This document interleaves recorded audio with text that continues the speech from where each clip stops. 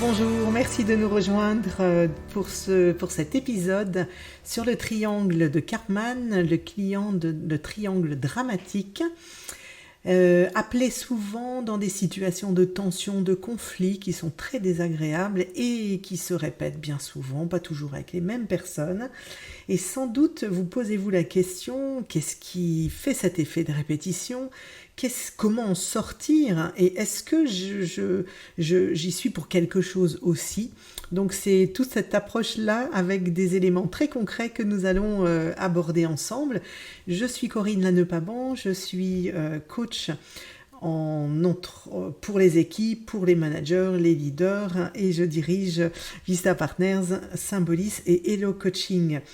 J'ai le plaisir avec mes collègues de vous accompagner sur cette chaîne de podcast pour vous, pour vos questions, vos attentes. D'ailleurs, n'hésitez pas à nous les soumettre pour enrichir nos thématiques de podcast. Alors, le triangle dramatique, appelé aussi le triangle de Karpman. Alors, triangle dramatique parce qu'il n'a que des bénéfices négatifs. Alors, bénéfice c'est un petit peu positif comme mot, mais il n'a que des effets négatifs. Il s'agit de parler des tensions, des conflits répétitifs sous le jour de la théorie de l'analyse transactionnelle. Je suis certifiée en analyse transactionnelle en entreprise, puisque vous avez aussi des personnes qui sont expertes et formées, certifiées dans l'aspect thérapeutique ou guidance. Donc en entreprise, évidemment, quand tout le temps passé au conflit, tout le temps passé au désaccord non constructifs, les désaccords qui n'amènent que des rigidités dans les positions, nous souhaitons y passer le moins en moins de temps, puisque effectivement ça nous décentre des objectifs sur lesquels nous sommes habituellement en focus pour avancer et créer de la valeur. Alors déjà, c'est vrai que quand on rentre dans ce sujet du triangle de Karpman, que vous avez obligatoirement entendu ou lu parce qu'il est assez connu aujourd'hui, ce qui l'est moins et ce que nous allons regarder ensemble, c'est déjà qu'est-ce qui l'enclenche, ce triangle et ces positions-là, des 3 positions de triangle de Karpman, et comment finalement, est-ce que vous avez, malheureusement, mais est-ce que tout le monde en a, quelques accroches qui pourraient vous mettre inconsciemment dans ces positions. Comment en sortir ? Nous verrons à la fin du podcast des clés pour continuer à travailler sur cette conscience des relations et faire en sorte que vous puissiez reprendre des marges de manœuvre dans la relation avec l'autre, et l'autre étant au pluriel, puisque les jeux psychologiques, c'est de ça dont il s'agit, ne se jouent pas que entre 2 ou 3 personnes. Si je vous parle de certaines positions avec des partenaires sociaux, de certaines positions avec l'autorité et la gouvernance, certaines positions avec des équipes en transversal, des équipes avec lesquelles les positions se mettent en négatif et en hostilité et de façon répétitive, vous voyez bien que quelquefois ces positions et de jeu de triangle de Karpman se jouent avec des services, des groupes et des organisations et pas seulement entre 2 ou 3 personnes. Alors à quoi ça nous sert ? C'est déjà cette approche qui nous vient donc de Eric Berne, fondateur et créateur de l'analyse transactionnelle, qui a été ensuite, le concept de triangle dramatique a été approfondi par Karpman. À quoi ça nous sert ? On pourrait se demander, mais qu'est-ce qui fait qu'on passe autant de temps dans des situations qui ne sont pas positives, qui ne sont pas constructives, et comment ça se fait qu'on continue à répéter ça ? Ça nous sert à passer le temps. Et oui, c'est une réalité, c'est-à-dire que nous avons, dans les besoins psychologiques fondamentaux, nous avons besoin de structure et nous avons besoin, dans cet élément de structure, de savoir comment nous passons le temps. Donc, des hostilités ou des conflits qui sont répétitifs nous amènent inconsciemment. Alors vu comme ça, évidemment, à plat, ça paraît ridicule, mais structurer le temps, savoir que quand nous allons parler à Henri, quand nous allons dans tel service, il va y avoir encore des accroches et des sujets sur lesquels nous allons nous prendre le bec, ça nous amène 2 réalités, une réalité de prévisibilité, Dans le conflit répétitif, il y a de la prévision, ça nous apporte un élément de sécurité et un besoin de structure. Dans la structuration du temps, j'en parlerai peut-être dans un autre podcast, c'est très intéressant de repérer ça. Et il y a d'autres éléments sur lesquels on reviendra. Vous avez d'ailleurs 2 podcasts qui peuvent vous aider à mieux approfondir si vous appréciez ces concepts-là d'analyse fractionnelle. Un sur mieux concilier sa vie professionnelle et vie personnelle avec nos états du mois. Ça peut être en lien là avec les jeux et ça vous intéressera d'approfondir ça. Et un deuxième dont le titre était, à mon avis, je ne l'ai pas bien choisi, c'est Le manager doit-il être un Saint-Bernard, qui parle du rôle du sauveur, qui est souvent un rôle et des comportements avec des intentions louables de vouloir aider, mais qui amènent à de l'aide qui n'est pas constructive. Et donc je vous invite à pouvoir l'écouter. Ça vous donnera aussi un éclairage, entre autres, sur le sauveur que l'on va voir dans le triangle dramatique. Alors, triangle dramatique, vous avez compris qu'on est vraiment dans un drame parce qu'il y a des niveaux de jeu qui peuvent amener jusqu'à la mort, effectivement. J'y reviendrai un tout petit peu plus tard. Mais déjà, il y a 3 rôles possibles dans le jeu. Persécuteur, sauveur, victime. Et une victime soumise ou rebelle. Tous ces titres-là, donc de rôle, sont, d'un point de vue analyse transactionnelle, à prendre en compte sous la forme de majuscules. C'est-à-dire que une victime, consciemment, ne choisit pas d'être victime. Un persécuteur ne choisit pas d'être persécuteur. Et donc le sauveur aussi, il y a une part inconsciente dans ses rôles. Il y a une part de ce que l'on a vécu par le passé. Il y a une part aussi d'éléments, et on va y venir tout de suite après, d'émotions qui nous sont familières ou pas, qui nous amènent à rentrer dans un des 3 rôles. Donc quand on parle de rôle, on ne parle pas de théâtre, on ne parle pas de responsabilité consciente, qui serait assez pervers, hein. On parle vraiment de rôle dans lequel finalement, à l'insu de notre plein gré, nous allons répéter cette situation.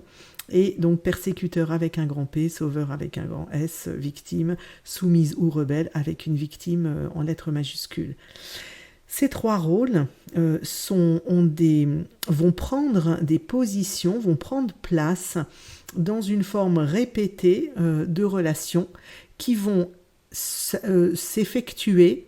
Donc ce triangle dramatique que l'on connaît par les 3 termes va avoir 5 étapes de graduation qui vont amener aussi à changer de place et changer de rôle. Mais de façon prévisible. Ce qui ne l'est pas, c'est le sujet qui peut des fois être déclenché, les circonstances, mais la prévisibilité du changement de rôle et des 5 étapes que je vais vous présenter, ça, c'est assez lisible. Et c'est vrai que quand on le sait, on se dit « Ah oui, d'accord, on en est là ».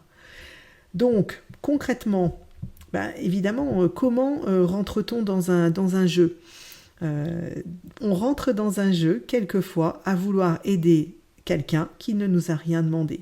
On peut rentrer dans un jeu, quelquefois, et souvent d'ailleurs, en n'ayant pas eu l'autorisation d'exprimer nos demandes de façon officielle.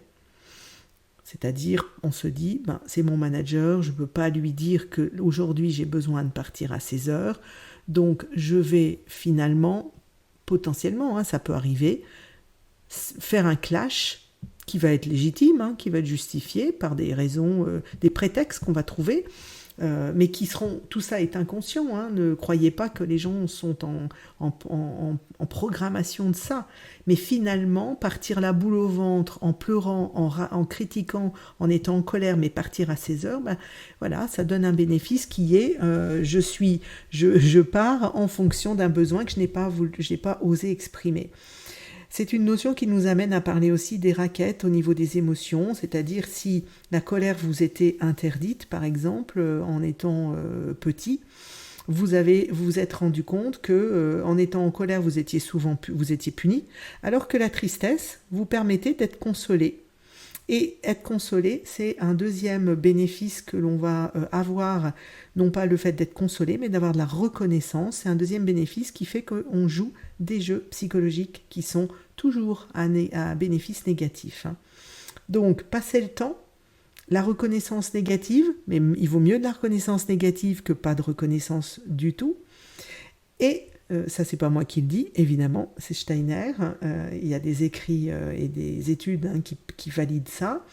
Et la confirmation d'une vision du monde, c'est-à-dire je suis seul, je ne vais pas me faire aider, les gens sont des loups pour les uns et les autres, il faut aider le plus en difficulté, les gens ne se prennent pas en charge, c'était mieux avant. Vous voyez, quand on a conditionné un petit peu certaines choses que l'on souhaite continuer à valider.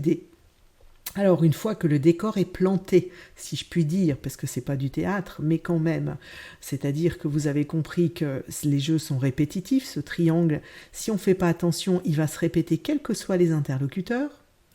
Vous avez compris que c'est inconscient, donc souvent, la clarté et de la répétition se passe une fois qu'on a eu le coup de théâtre, qui est une des étapes, des 5 étapes que je vais vous présenter. Il y a des objectifs cachés.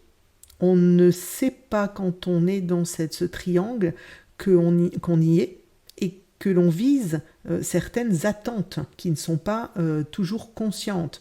Il y a moyen de traiter ça, parce qu'on va le voir évidemment ensemble. On a des graduations d'intensité de jeu. Alors là, notez bien, frisson, polisson, prison. Si vous pouvez noter ça en mémotechnique. Frisson, c'est le jeu qui est le clash en réunion. Voilà, quelque part, c'était pas ce qu'on s'était dit, pourquoi on a changé d'objectif, on n'y arrivera pas, c'est toujours la même chose, on a beau travailler sur une planification, au dernier moment on nous enlève les moyens et on nous demande de faire la même chose avec 3 semaines de moins, on n'y arrivera pas. Là, vous avez Josiane qui dit quand même, tu es un peu négatif, il y a des moments où on a quand même réussi à s'en sortir. Et un dernier qui dit, mais de quoi tu te mêles, Josiane? De toute façon, toi, tu n'as pas la compétence du projet. Et là, pam, on est parti sur un conflit en réunion ouvert où quelqu'un se lève et dit, ça suffit, j'en ai marre, et claque la porte. Là, on a vécu quelque chose qui est devant tout le monde, qui peut se parler après dans les couloirs, dans d'autres réunions. Le polisson, le 2e degré d'intensité, c'est on n'ose même plus en parler, ça se passe en privé. Là, on est vraiment sur une intensité même qui peut être dans la violence des propos, des insultes ou des menaces. Et le dernier que je ne vous souhaite pas de vivre peut amener à l'hôpital, en prison, tribunal, c'est-à-dire qu'à un moment donné, il y a une graduation qui nous fait sortir de ce que la loi autorise ou pas, donc menaces de mort, etc. On va rester dans des niveaux qui sont frissons et polissons, ça nous suffira bien. Donc, une fois que vous avez compris les éléments que je viens de reformuler, il y a 5 étapes. Ça, c'est intéressant dans la triangle dramatique que vous avez sans doute entendu et connu, qui sont l'amorce. Donc, l'amorce, ça veut dire un sous-entendu auquel on est sensible inconsciemment.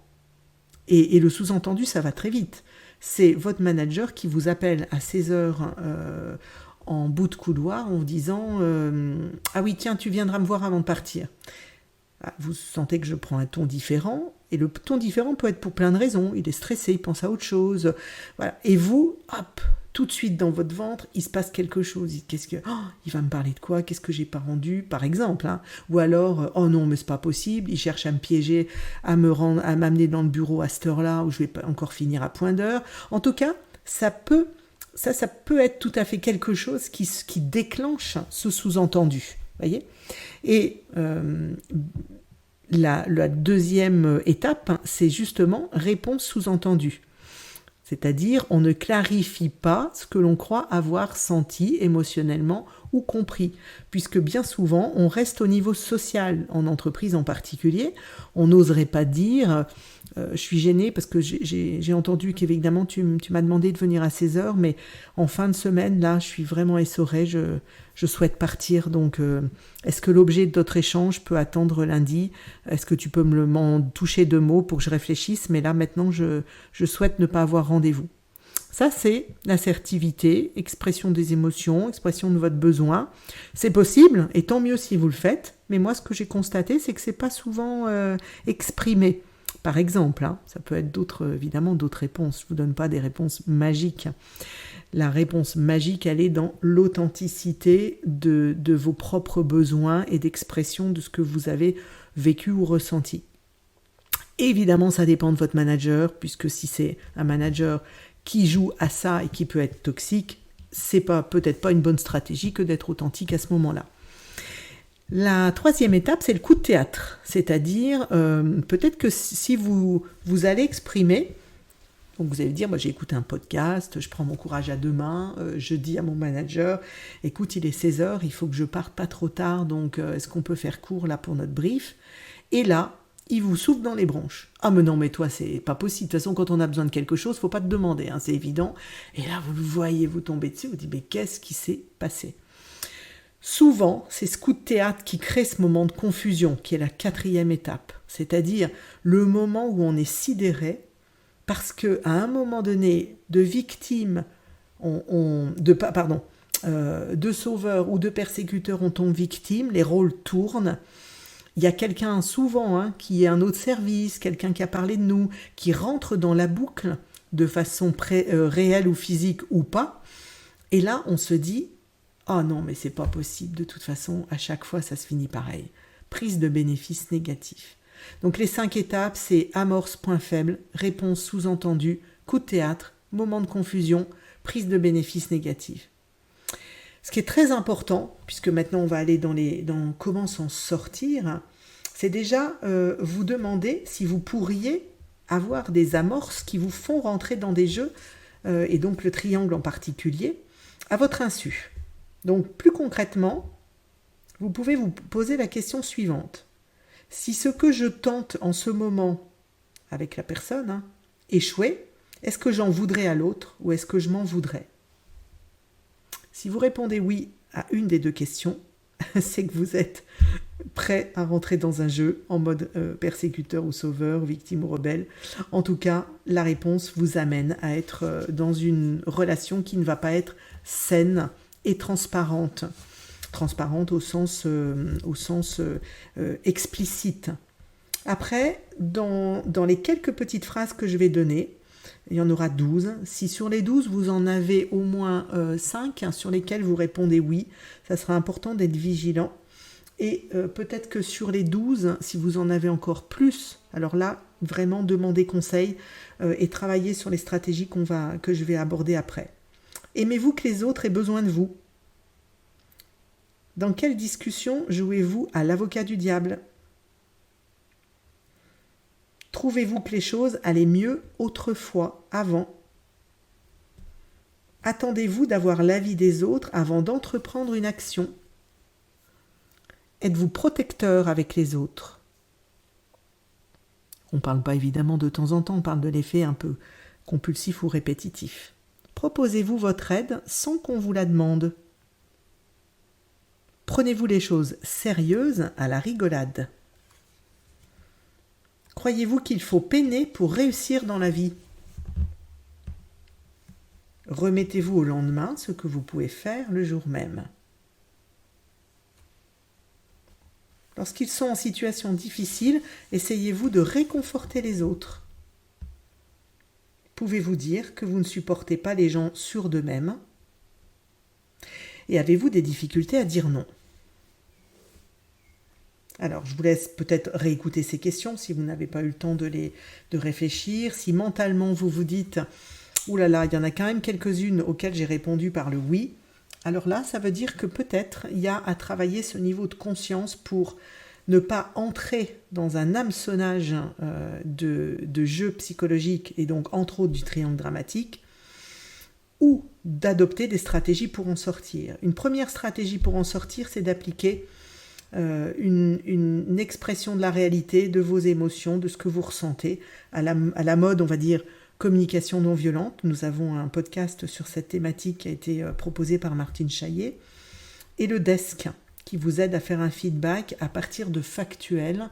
Et donc là, c'est donner du feedback avec le desk, qui est aussi un autre podcast que j'ai proposé. En étant vraiment le plus possible à la fois dans du factuel et dans du ressenti authentique. D'accord ? Il ne s'agit pas d'aller dans du ressenti de « tu m'écoutes jamais, après tout ce que j'ai fait pour toi, c'est toujours la même chose ». Si vous êtes dans des mots qui arrivent à être généralisation, vous n'êtes plus dans cette authenticité. L'authenticité amène de l'ambivalence, amène un ressenti qui qui est touchant, qui vous met en vulnérabilité. Repérer les messages. Une autre stratégie, c'est repérer les hameçons, donc repérer les messages cachés auxquels vous êtes sensible. Quelqu'un qui vous dirait que vous ne travaillez pas suffisamment, que vous auriez pu vérifier la petite coquille. Quand vous êtes, par exemple, quelqu'un qui dirait aussi « Oh, bah, de toute façon, avec un tel, tu sais bien qu'elle ne t'apprécie pas. » Des hameçonnages qui peuvent être sur... il y en a tellement, je sais pas, excusez-moi, j'ai pas toutes les idées là qui me viennent, mais repérez ces messages cachés qui vont vous amener à tout de suite foncer dans la situation, que ça soit émotionnel, de l'aide, du jugement, des valeurs. La troisième possibilité pour s'en sortir, c'est de partir, de dire écoute, je pense que là on est dans une situation qui, à mon avis, nous amène pas à donner le meilleur de nous-mêmes. Bon, c'est une phrase de consultant, hein, vous pouvez le dire avec vos mots plus simples, mais de partir, de dire je préfère prendre un temps, de digérer, de réfléchir, de dormir dessus, de revenir 2 jours après, et de le dire tranquillement si c'est possible, pour pas abîmer la relation, mais réfléchir à la relation. Vous faire aider évidemment par un coach, ça c'est... ou un psychologue, hein, évidemment, si c'est dans des situations familiales, ça c'est vraiment le grand luxe, parce que vous aurez une neutralité, et vous prendrez du recul et de la hauteur sur cette situation. Vous connectez à vos émotions. Qu'est-ce que vous avez ressenti? Dans quelle situation ça s'est déjà produit par le passé? De mettre ces situations en parallèle, ça aide beaucoup, parce qu'il y a beaucoup de répétitions, vous l'avez entendu, dans le triangle dramatique ou dans les jeux psychologiques, hein, c'est la même chose, hein, il existe énormément de formules de jeux psychologiques, le triangle dramatique en est une, qui est assez simple à retenir. La conscience aussi, quand il se passe quelque chose avec la personne, par exemple le coup de théâtre, le moment de confusion, ou le sous-entendu, c'est de connecter vraiment ce qui se passe là, en disant je suis un petit peu perturbée parce qu'on est parti sur cette réunion avec cet objectif-là, et j'ai l'impression que ce qu'on est en train de se dire n'est plus en corrélation avec ça. Qu'est-ce que tu en penses? Est-ce que tu ressens les choses comme moi? C'est une façon de pouvoir arrêter ou stopper ou mettre un biais pour en sortir au niveau de la situation qui dégénère. Et vous donner une liberté de marge de manœuvre pour demander des permissions d'exprimer certaines choses, demander des protections, peut-être en demandant à exprimer la situation avec un témoin, d'en parler à d'autres personnes pour prendre du recul, pour enfin revenir à une situation qui arrête de mettre en échec. Dans les jeux psychologiques, il y a des jeux qui ont des termes très évidents comme déborder, oui mais, je te tiens salaud, donc vraiment qui mettent en échec des relations saines de coopération, ou qui mettent en avant des non-compatibilités de fonctionnement et de collaboration. Si vous souhaitez dénouer, prendre du recul sur une situation encore plus complexe ou personnelle, n'hésitez pas à me contacter, à me solliciter pour vous faire aider sur cette situation-là. J'en serais ravie et intéressée. Et en tout cas, je souhaite que vous puissiez cheminer positivement et trouver des clés pour continuer à vraiment donner place à la coopération et la saine expression des émotions et stopper le plus possible ces triangles dramatiques si des fois vous étiez témoin de ça ou dans la boucle. À très bientôt pour un nouveau sujet qui, je l'espère, vous intéressera. Au revoir.